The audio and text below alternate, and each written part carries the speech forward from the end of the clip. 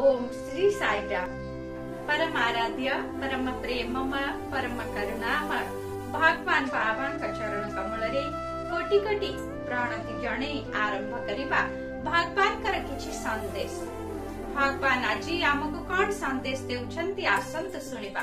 भगवान कर काहारी प्रति किछि अश्रद्धा नाही, से काहारी को ईर्षा मध्य करंती नाही, तांकर काहारी प्रति असत इच्छा मध्य नाही, तांकर केही प्रिय मध्य नाही।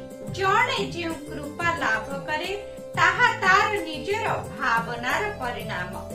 भगवान हेउछंती भावातीत ओ त्रिगुण रहित, से एक सत्य विमल ओ अचल, से सर्वाधि साक्षीभूत। ज्वलंता दीप परि भगवान कर कृपा तांकु चाहुथुबा ओ तांकर निकटवर्ती हेबाकु भल पाउथुबा समस्तंक परि समस्तंक चारिपटे व्यापी जाए। शुभ सकाळ, आपणकर दिनटी मंगलमय हेउ। जय साईराम।